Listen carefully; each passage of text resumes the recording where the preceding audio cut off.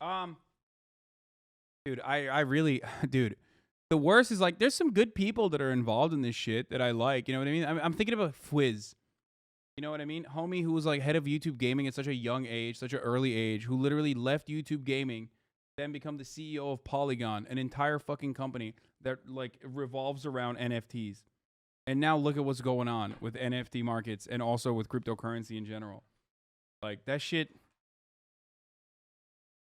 Young question mark? Yeah, Fwiz is super fucking young to be like so high level. He was super young to be so high level at YouTube. He had a lot of great ideas too. And, you know,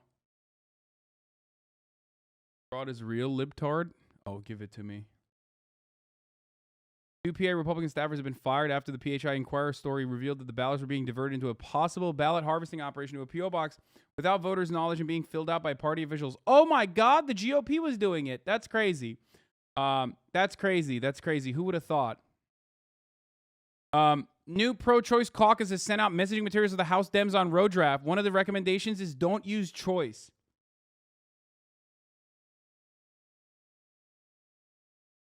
I always think about this when I see... It was here that 400 years ago, we first witnessed the extraordinary effects that... This is what you think of? This is the best video you could find to describe the fucking tulip mania, the first economic bubble. This was the best video you could find on this?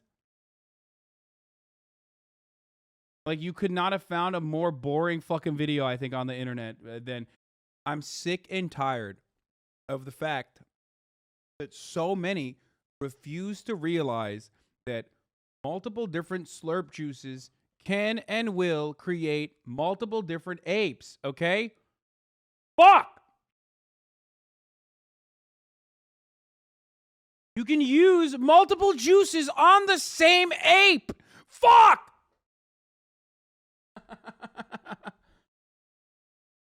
The most important slurp juice is the top of the hour ad break avoiding slurp juice, which is called a subscription.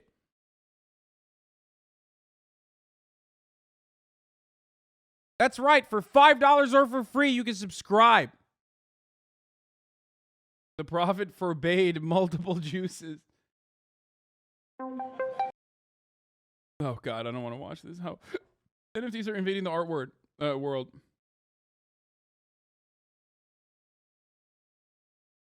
The crypto crash is hilarious because the bros went from have fun staying poor to it's not funny to laugh at people's misery. Yeah. Listen. If you no longer want to see those ads, you don't need multiple slurp juices. You need one. And that slurp juice is a subscription. There's different variations of that subscription slurp juice. Like, for example, one of the variations is... I just closed this tab. I don't know what was on here. Oh, fucking Ezra Miller getting arrested again. The other one is a free one in the form of a Twitch Prime. I'm just fucking around. Okay, whatever. Wild Wills, thank you for the 5 get the subs. All right, I am all over the place. I'm in Abrick now. What will happen to Gary V's restaurant? Who knows, dude? Who fucking knows?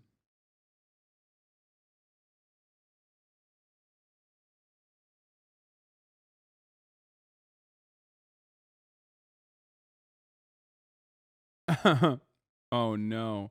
The world finding out that you could use 3 slurp juices on a single ape and create 3 new apes. Total collapse of crypto. It fucking happened, dude. It did happen. Sometimes there are truths that you are not supposed to reveal. And when you end up revealing those truths, all of a sudden, all hell breaks loose.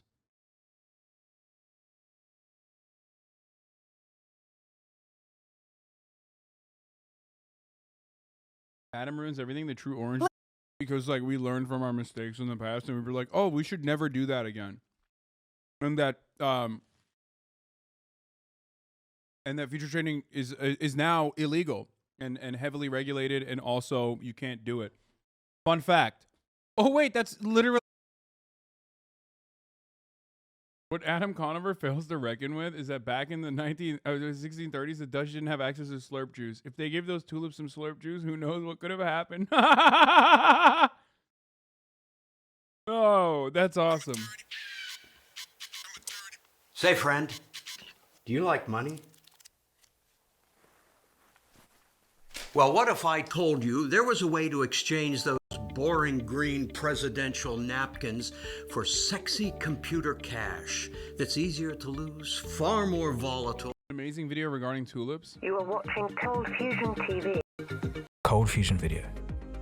Since 2013, this channel has featured the recently, Apple has passed the $1 trillion valuation mark, but since a how big is Apple video already exists, I had the idea to take things a little further. I asked myself the question, what was the biggest company of all time? In this video, we'll quickly touch on the 8 most valuable companies in history and then spend some time on number 1 because it's a fascinating story. We'll get back to that other in a second. So large I'll finish that the they literally geographically shaped the world. I'll finish the other one in a second, please. We know today. Alright, let's get into it. At number 8, we have Microsoft in 1999. The company was valued at $0.9 trillion at the height of the dot-com bubble. Number 7 is Apple in 2018. This is due to the persistent popularity of the iPhone, which makes up about 70% of the company's profits. Though some do speculate that this $1 trillion stock figure is more complicated due to low interest rates, making it viable for the company to buy back its own stock, pushing up the stock price further. At number 6, we have Standard Oil. In 1900, this company was worth $1 trillion. Standard Oil was soon broken up by the American government into, well, pretty much every major American oil company. At number 5, we have PetroChina. In 2007, they were valued at $1.4 trillion, and this was right at the peak of oil prices just before the GFC. The 4th most valuable company of all time is Saudi Aramco, valued at $4.1 trillion at its peak in 2010. From here on, we have to step back in time hundreds of years to reach the real heavyweights. At number 3 and 2 respectively are the South Sea Company, worth $4.3 trillion, and the Mississippi Company, worth $6.5 trillion, both in 1720. Of course, these numbers are adjusted for inflation. The reason for these astronomical valuations is quite interesting. In 1720, a bubble formed around speculation of trade between North and South America. The 2 companies mentioned promised that they could capitalize on trade between the American continents, and their stock rose accordingly. The speculators on these companies would coin the term millionaire. In reality, mass trade between the Americas didn't really end up happening, and the bubble soon popped. Okay, so on to number 1. Valued at a ridiculous $7.9 trillion in 1637 is the Dutch East India Company. The story of the Dutch East India Company is absolutely fascinating. The story starts in the Netherlands in a time called the Golden Century, a period of Dutch history between 1600 and 1700, where Amsterdam was one of the richest cities in the world due to its strong international trade. Trade was essentially how all countries made their money. In 1600, the Dutch government was worried about England becoming dominant in trade. To combat this threat, they sponsored the creation of the Dutch East India Company in 1602 and allowed the firm to become a monopoly in Asian trade. The company quickly became one of the dominant players in the trade of spices between Europe and Indonesia. Spices might not seem like much today, but back then, spices were scarce and extremely valuable. They were used in medicine, to preserve cooked food, and to add flavor to meat. Spices actually... Ironic. If you know the cuisines of either of these countries, or just European cuisine in general, I will never get over that reality, but that's completely irrelevant to the conversation. Let's improve the quality of life. Dutch East India Company is one of the most important companies in history, and one of the reasons for this is that it was the very first company to go public on the world's first stock exchange. From here, it continued to grow until it had 70,000 employees at its peak. In the 1600s, that was more than 0.01% of the world's population working for this one company. The firm ran their own shipyards, built a network of hundreds of bases, and had anything from offices to warehouse and heavy work stations. In order to keep their ports and continue trade, Dutch East India Company developed their own army to protect the land that they gained. And this is where things start getting beyond any company that we can imagine today. As the company grew, their foreign colonies gained more land and possessed a sense of governmental powers. The Dutch East India Company had the power to wage war, negotiate treaties, mint its own coins, and even establish new colonies. Which is, of course, very different than what we have today. It's not. It's just that the American government basically operates at the behest of the corporations that don't have to do that. So corporations have basically outsourced this violence to the American government. The company was even used to fight against the Spanish Empire in the early 1600s. And remember, this was a publicly traded company doing all of this. It doesn't stop there though. There were also expansive sailing expeditions that resulted in the discovery of new land. As it turns out, the Dutch East India Company actually helped shape the geographical knowledge of the modern world. They would stay operational for 2 centuries and had effectively transformed itself from a corporate entity into a state and then an empire. Okay, so now we know that the company started by trading spice and ended up a tyrannical empire, but what was its most profitable business? The answer isn't what you would expect. The peak of their wealth came from flowers, tulips to be exact. And the story of how this happened has gone down in infamy. It tells us a deep archetype story. Although technologies in the world may advance, human nature remains the same. Tulips were first introduced to Europe from Turkey and reached Amsterdam in 1554. The plants were immediately perceived as exotic goods, and their popularity began to rise. Having tulips in your garden became an important status symbol. In addition to this, the thing about tulips is they take 7 to 12 months to flower and only bloom for about a week. This rareness, and the fact that they were a status symbol and highly valued, made the tulip product a prime candidate for the first financial bubble in history, the tulip bubble. You see, at the time, the Dutch were pioneers of modern finance. They devised a way to set up a market where you could trade tulips all year round even if they weren't in bloom. The prices were set by traders that signed tulip contracts based on future prices. This was the very first futures derivative market, the same kind that we use to trade stocks with today.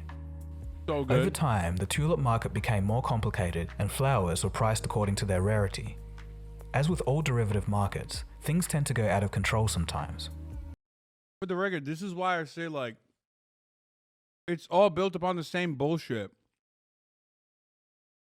The foundations are literally the same. It's just NFTs and cryptocurrency doesn't even have a legitimizing force backing it. Okay? The prices of the tulips are pushed higher and higher by speculators who plan to turn around and sell them for a profit. This is the very same thing that happens in all modern financial bubbles, from people flipping houses expecting the next guy to pay for it, to stock and bond traders doing the same thing. As I said, human nature stays the same. Many merchants sold all of their belongings to purchase a few tulip bulbs for the purpose of selling them at a higher profit than they could ever imagine in their lifetimes. This was the 1630s, and the average person could expect to live fewer than 40 years and be lucky to make any money at all. Meanwhile, some of the tulip traders were earning the equivalents of $62,000 a month. It seemed like the tulips were a quick way to paradise, and everyone wanted in. During the build-up and height of tulip mania, the Dutch East India Company incorporated the tulip trade into their operations. Oh. I'm sure this guy's great, but, like, the little mention of human nature in that situation is completely capitalist dogma. What do I mean by that? The very notion that, like, human history starts and basically ends with us, but starts in, like, I don't know, over the last, like, 200, 300 years, the 400, 500 years is fucking silly. We have been alive for far longer than that, with zero human nature that revolves around, like, the with the with the profit motive, and with the understanding of, like, trying to constantly maximize value. It's just that's bullshit. That's not real. So whenever people say human nature, they're basically they've already completely tapped into the capitalist dogma and are just, like, repeating it back to you. And it makes sense. It makes sense because everything in your life is saying that. I mean, this would be primitive communism, an era far longer than what we are currently looking at now, which most people that believe in the capitalist dogma completely avoid.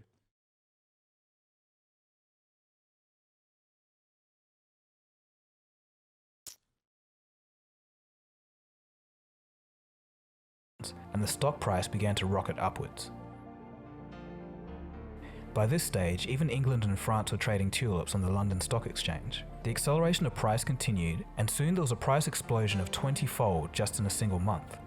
To give you an idea, at the peak, a single tulip bulb was worth 10 times more than a craftsman's annual wage.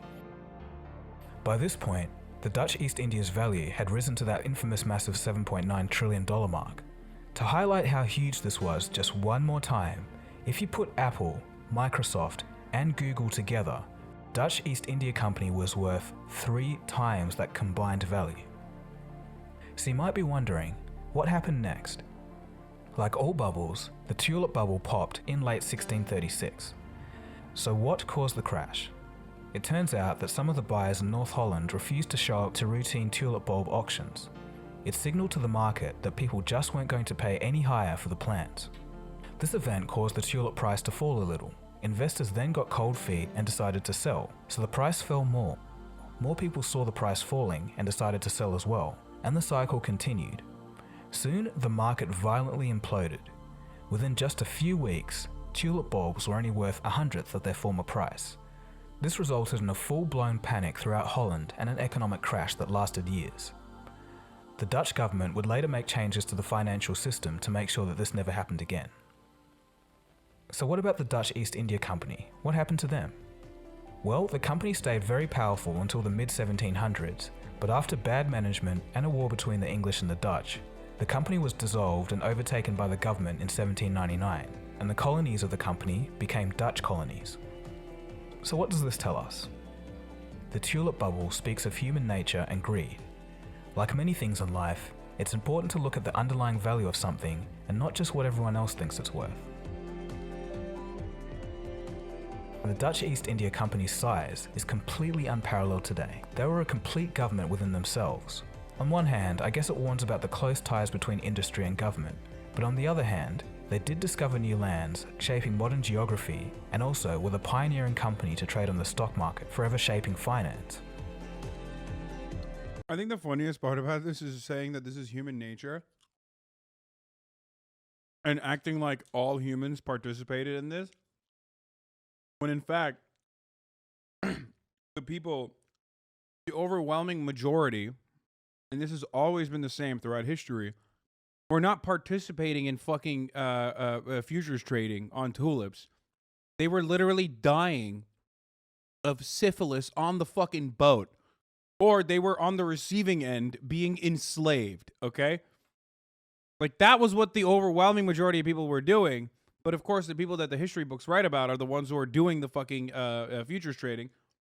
So you have this, like, weird understanding that, like, oh, yeah, no, literally, like, everyone was doing it. You know what I mean?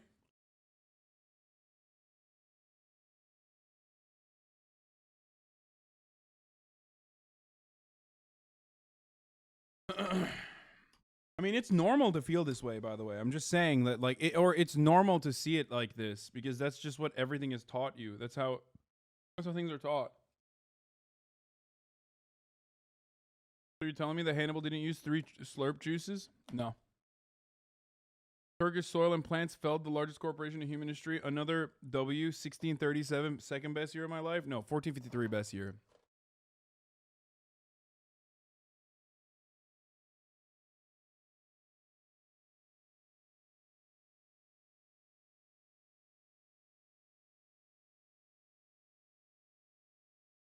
Also, just because it's human nature doesn't mean we can't overcome it and destroy the system that incentivizes it. That's all we do, overcome nature every time. Yes.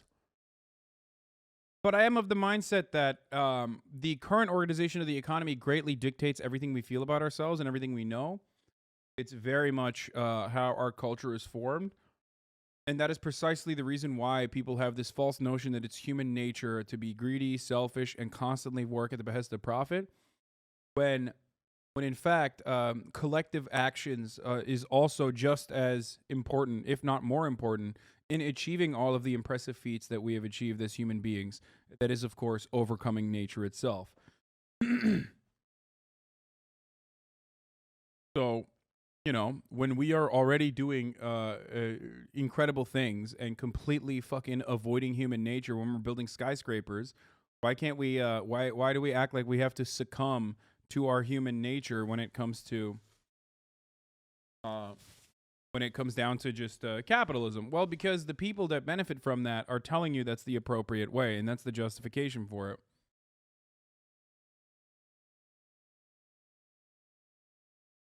Okay.